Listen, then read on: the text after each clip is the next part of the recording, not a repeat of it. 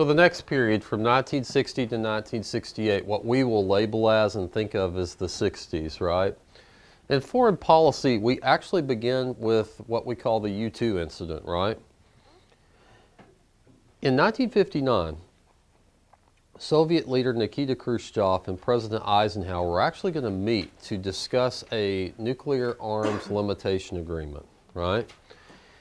And before they were going to discuss that, actually what had happened was both of these world leaders had met and they had decided that there would be no spy plane flights over each other's territory. Well, in early 1960, a U-2 spy plane from the United States was shot down over Soviet territory, and the pilot, Francis Gary Powers, was actually captured.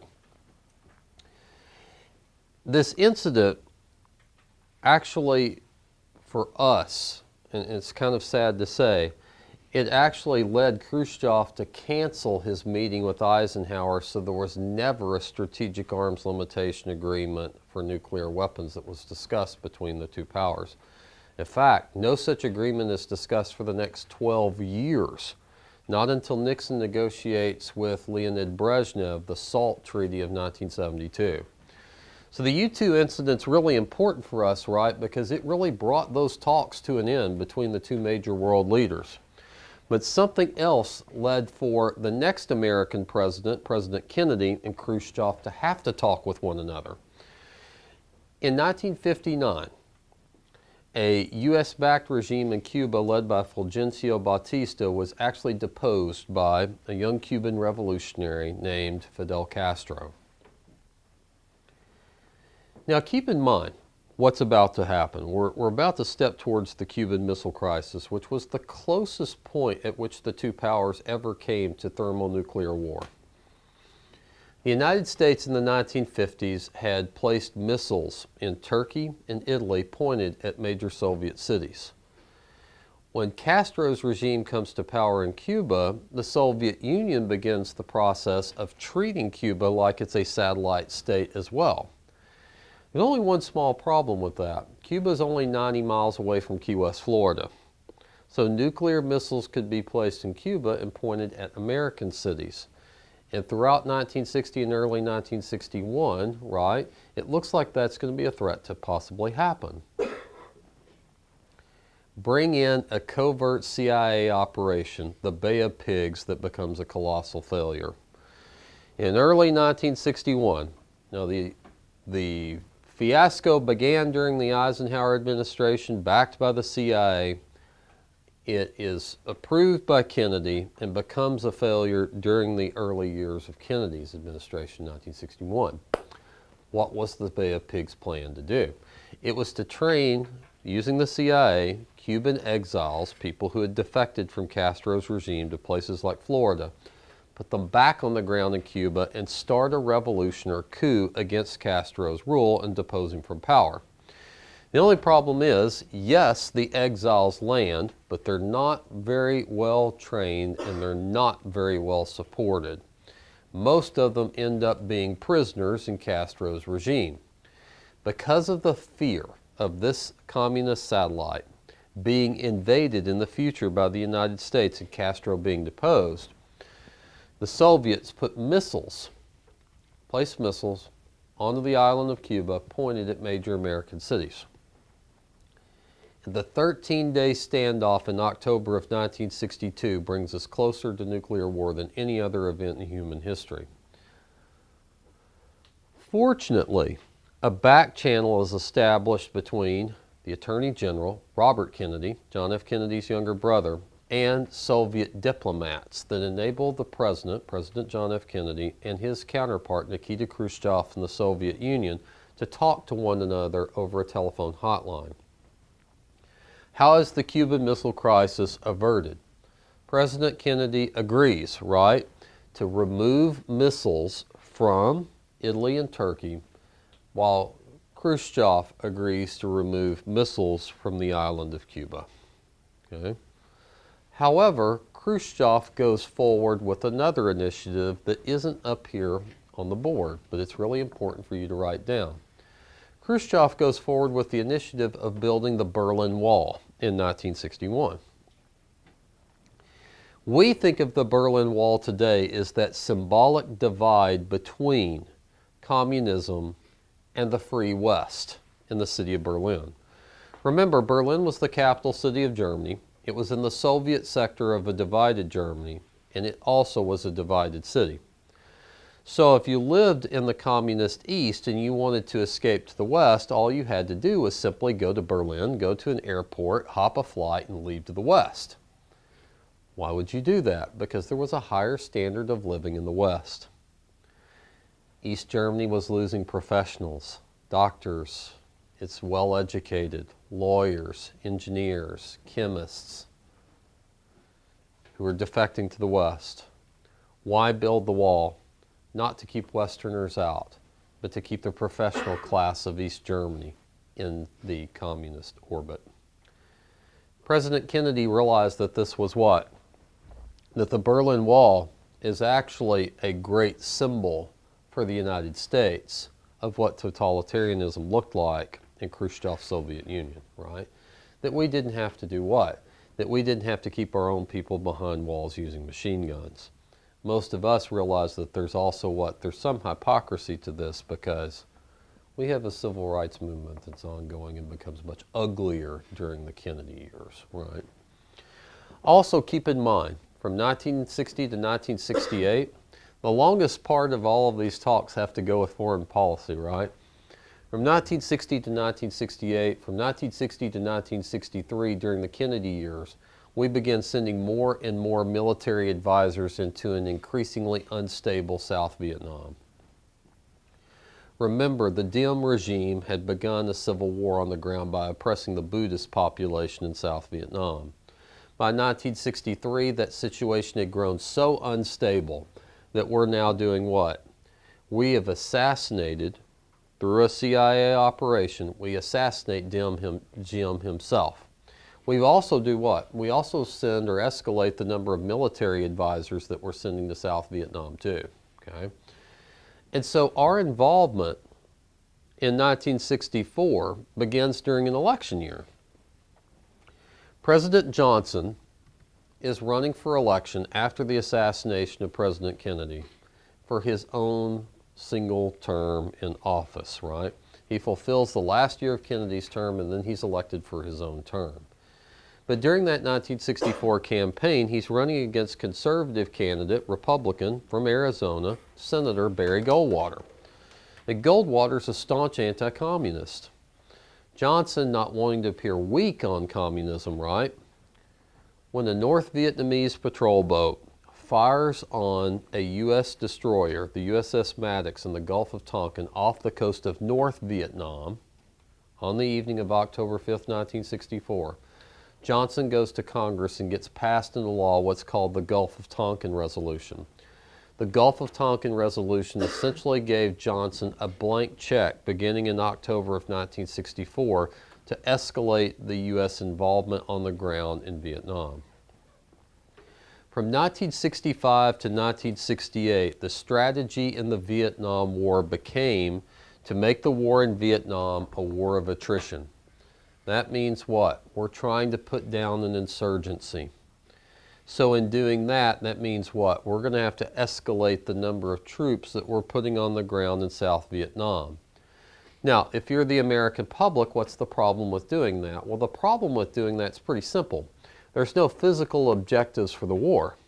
It's not like you're taking cities or you're taking territory, right? You're trying to kill people and kill them in such large numbers that they will do what? Simply quit fighting, lay their arms down, and accept a democratic regime in South Vietnam.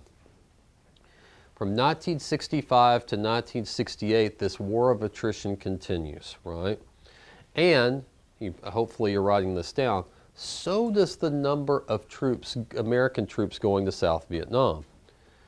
By late 1967, which is the end of the period that we have up here, right? By late 1967, the Johnson administration is telling the American public that it looks like we're going to be out of the war in Vietnam. It looks like there's light at the end of the tunnel. We're killing enough of the South Vietnamese, of the Viet Cong and North Vietnamese, that we're making progress on the ground in South Vietnam.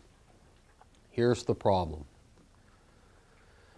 The Vietnam War is the first war to be televised and have extensive uncensored media coverage in American history.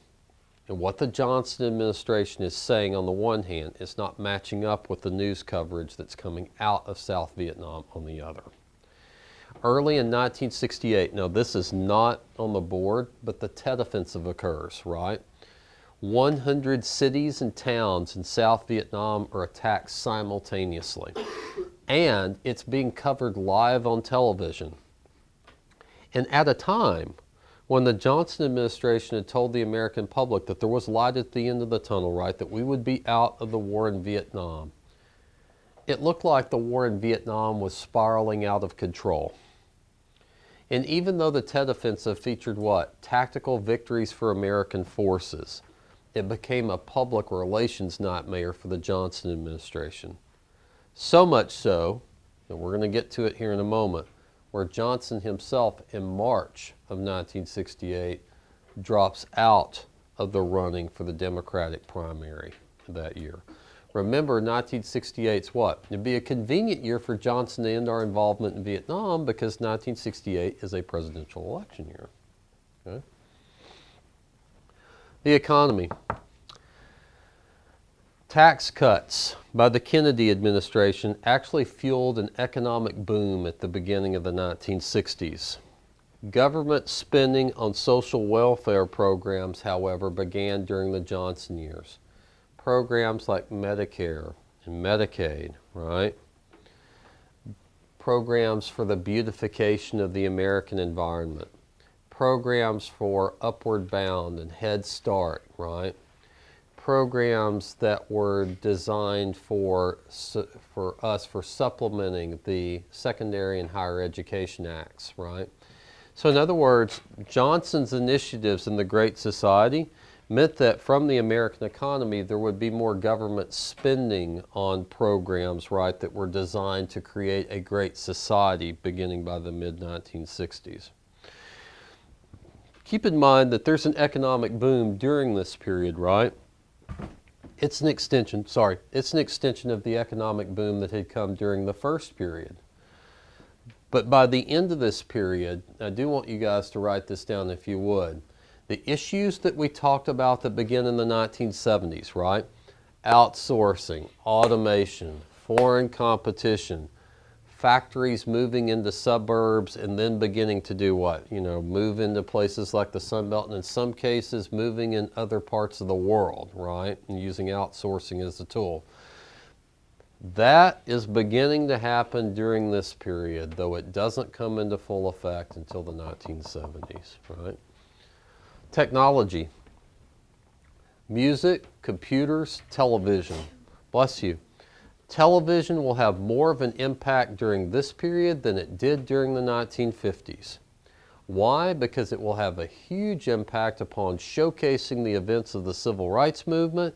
And we've already talked about it, right? The events of the Vietnam War into American living rooms.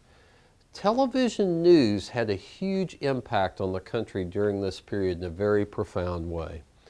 Computers are used for research at the university level during this period.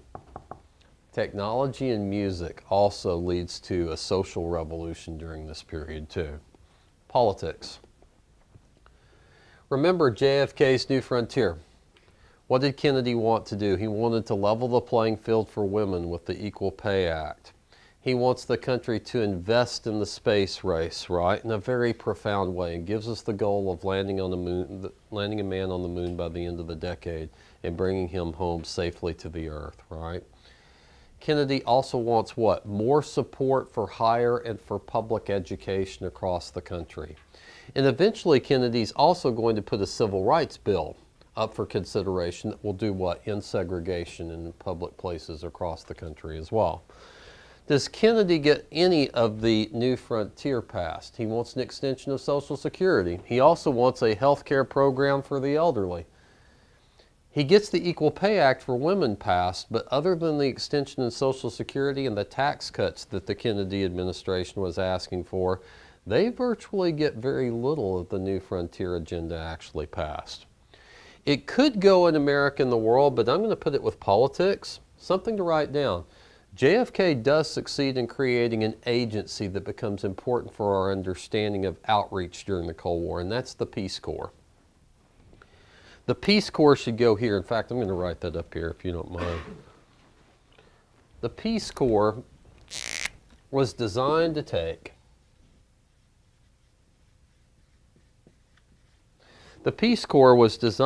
American youth, college students, high school students, and send them to different parts of the non-aligned world.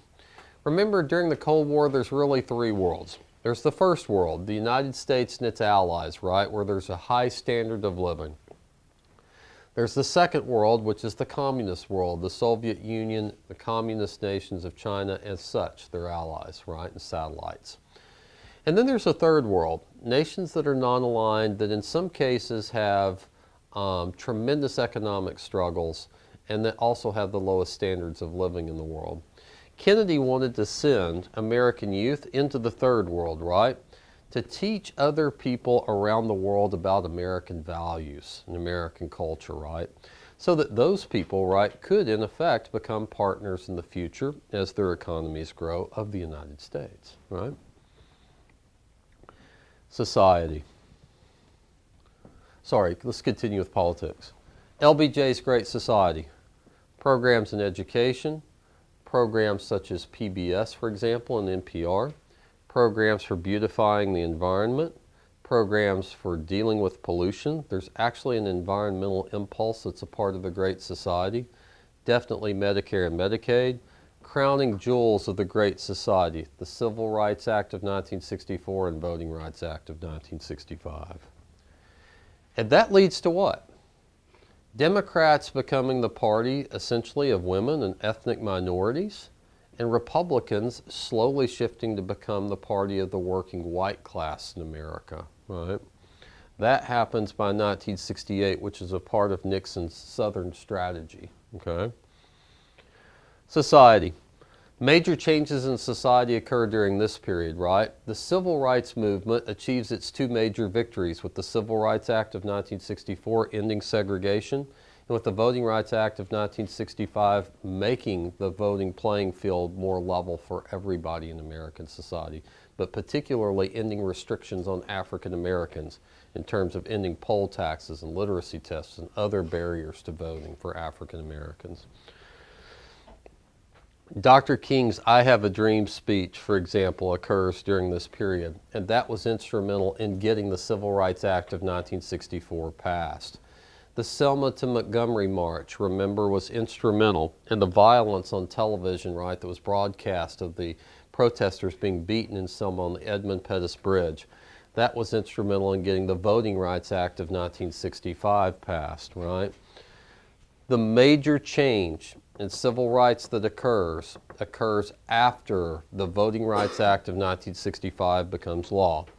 Because of the violence in the South shown against the civil rights movement, the civil rights movement in itself also has more militant groups emerge, such as the Black Power movement under Stokely Carmichael, and the Black Panthers, for example, led by Bobby Seale in Oakland, California. These are groups that are willing to not just use civil disobedience and nonviolent methods, but they're also willing to use force to defend themselves for the first time. Also in 1968, for example, we see not just African Americans fighting for civil rights and moving into the North and fighting for better housing conditions in major American cities, but we also see a series of urban riots break out in 1967. What were the causes for those riots? Well, remember, LBJ actually placed a commission to study that, the Kerner Commission. And what did they find was the cause of urban riots in major American cities? Racism and intense poverty, right? Because what was beginning to happen? What we talked about in the economy today. Major American factories, even the automobile makers, were doing what? Moving their factories into the suburbs, which left behind who? The people who simply could not make enough money to be able to afford to leave. Okay? Also, the civil rights movement began in 1968 to splinter into other groups. Women on the one hand, Hispanics on the other hand, right? And we also in 1969, though it's outside of the period, we begin to see an LGBTQ movement also begin in 1969, okay? The environment. There were also, we could say the counterculture movement begins, right? We could say there's certainly a youth rebellion that's propelled by American rock music, particularly during this period, and American television during this period, and American film during this period. There's some experimentation with drugs, and there's definitely experimentation with alternative lifestyles during this period, right? That begins at the end of this period in 1968. Really a reaction to the American established way of living, right? We can also say that the Great Society programs, with their beautification programs of America's highways and roadways, and also this desire to clean up the pollution in America's cities, that this definitely begins the process of creating an environmentalist movement here in the United States during this period. Okay? The other thing that we have to say is really this, and I think it's really important, that Rachel Carson and other scientists are writing about the effects of pesticides in American life during this period. People like Ralph Nader are writing books like Unsafe at Any Speed, and they're really talking about how dangerous American consumer products can be for American buyers or purchasers, right? And in his case, he's talking about the dangers of American automobiles. So certainly on the one hand, there's this consumer revolution, but on the other hand, there's this concern about pesticides and their effects on American children in particular, and about the effects of pollution on the natural environment. And that really begins this process of creating what you think of as the environmentalist movement that comes in the next period. Okay? Migration and immigration. So the last piece of this puzzle, right? It's during this period that we begin to see what? Increased growth of the Sun Belt. All of the issues that we're going to talk about in the 1970s when we get to the next period, they really begin this process of occurring during the 1960s, okay? White flight also happens during this period. And that's the reason why we see the urban riots in the mid-1960s, right? As American factories and American businesses begin moving out of the downtowns of America's major cities and into America's suburbs, so did the working class white workers and voters who had lived in those areas. They are skilled workers and they're beginning to move out of those areas, which leaves behind, again, minorities, people who are living essentially in poverty in America's inner cities, which is why we saw the violence in them at the end of the period. There is something else that's really important. It's the Immigration Act of 1965. During World War II, we encouraged immigrants to come from places like Mexico, for example, into the United States because there was a labor shortage during the war to produce the weapons that would be needed to fight World War II. Okay? In 1965, America changes its immigration policy dramatically. For the first time in American history, we're asking for skilled labor to come in as immigrants, right? Which means more immigrants begin coming from what parts of the world into the United States during this period? Well, partly because of the war in Vietnam, but also because we're encouraging it. Go ahead and write this down. We see more Asian immigrants coming into the United States than what we had seen,